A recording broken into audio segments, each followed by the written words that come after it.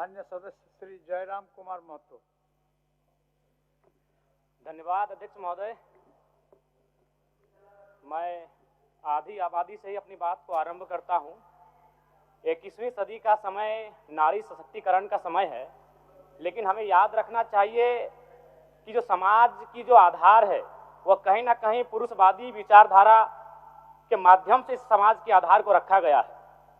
महोदय, हमने 8वीं कक्षा में ही पढ़ा था लिंग निर्धारण के बारे में, जिसमें एक्स गुणसूत्र एक स्त्री के पास होता है और XY गुणसूत्र एक पुरुष के पास होता है। और जब एक पुरुष का X गुणसूत्र स्त्री के X गुणसूत्र से मेल खाता है तो एक बेटी का जन्म होता है, और जब पुरुष का Y गुणसूत्र एक स्त्री के X गुणसूत्र से मेल करता है तो एक बेटा का जन्म होता है। यानी विज्ञान कहती है कि बेटा या बेटी अगर जन्म होगा तो स्त्री पे निर्भर नहीं करता है, वो पुरुष के गुणसूत्र पे निर्भर करता है। लेकिन उसके बाद भी हमारे समाज में अगर किसी महिला को 2 बेटी, 3 बेटी, 4 बेटी हो जाए तो उसे लोग अपनी दूसरी शादी तक कर लेते हैं और उस महिला को सामाजिक स्तर पर प्रताड़ित होना पड़ता है। अध्यक्ष महोदय, इस समाज में और एक कहावत प्रचलन है, एक स्त्री अगर अपने पति से पूर्व अगर मृत्यु को प्राप्त हो जाए तो उसे सुहागन कहते हैं, और पति के बाद अगर मृत्यु को प्राप्त हो तो उसे अभागन कहते हैं। महोदय, इसी सदन में 81 सदस्य बैठे हैं, शायद मुझे लगता है मुझे छोड़कर बाकी सभी लोग विवाहित हैं। अगर आप जांच करें तो आपको 80 के 80 सदस्यों में पता चलेगा कि पुरुष की आयु ज्यादा है और स्त्री की आयु कम है। लेकिन समाज की सोच क्या है कि एक तो आपको कम आयु में विवाह भी करेंगे और हमसे पहले स्वर्ग सिधारना होगा, तब आपको भाग्यशाली और सुहागन कहेंगे। क्योंकि समाज की जो आधार है, संरचना है, वह पितृ प्रधान है, पुरुष प्रधान है। इसलिए अध्यक्ष महोदय, मेरा मानना है आज हमारे पास 81 MLA में 25 वर्ष हो चुके हैं। कितने MLA आए हैं महिलाओं के रूप में? मात्र 12। आज हमारे पास 12 मिनिस्टर हैं। कितनी महिलाएं हैं? 2। यानी महिलाएं 1/4 तक नहीं आ पाई हैं और हम आधी आबादी की बात करते हैं। इसीलिए मैं सरकार को सुझाव देना चाहूंगा, फिलहाल वर्तमान में इस राज्य की तमाम नियुक्तियों में महिलाओं के लिए 33% आरक्षण की व्यवस्था की जाए। अध्यक्ष महोदय, मैं आगे बढ़ना चाहूंगा। अनुसूचित जनजाति, हमने इतिहास में पढ़ा है कि कई सभ्यताएं, महान सभ्यताएं, विशाल सभ्यताएं आक्रमण से ध्वस्त हो गईं, और आज झारखंड की स्थिति ऐसी है, आदिवासी सभ्यताएं अतिक्रमण से ध्वस्त हो रही हैं। उसका जीता जागता उदाहरण है सोनो मुंडा की हत्या।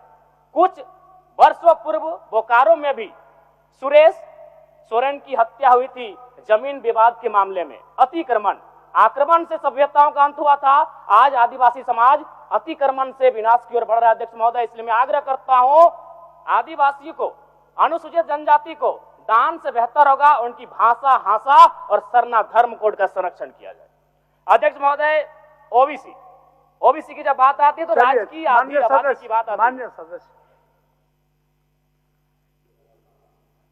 समय समाप्त हुआ। 1 मिनट ओबीसी पे बात का थोड़ा किया जाए।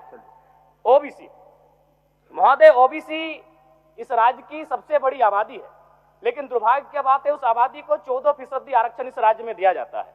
महोदय, मैं ये कहना चाहूंगा, आज चूंकि ST, SC, माइनॉरिटी, ओबीसी को इस बजट के माध्यम से उनके कल्याण पर चर्चा हो रही है, तो मेरा मानना है कि दान से उनका कल्याण नहीं होगा।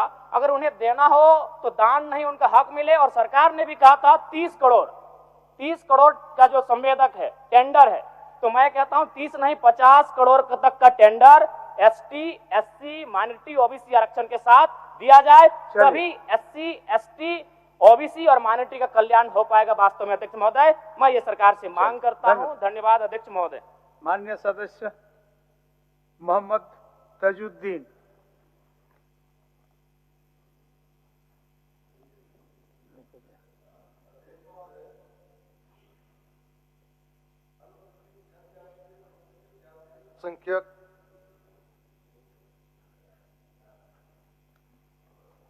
अल्पसंख्यक पिछड़ा एवं कल्याण तथा महिला बाल विकास एवं सामाजिक सुरक्षा के बजटीय प्रावधान के पक्ष में बोलने का महत्वपूर्ण समय देने के लिए माननीय अध्यक्ष महोदय, आपका स्नेह पाते हुए आपको धन्यवाद देना चाहूँगा। यह वर्ग झारखंड के सामाजिक संरचना का एक बड़ा वर्ग है।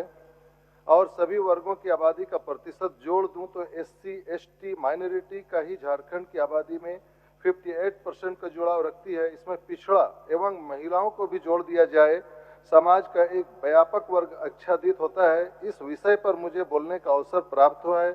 इसके लिए महोदय आप मुझे कितना समय आवंटित करते हैं यह तो आपका क्षेत्राधिकार है। पहली बार आवंटित समय के साथ बोलने के लिए व्यवस्था पर हूं, इसलिए आपका संरक्षण भी चाहूंगा।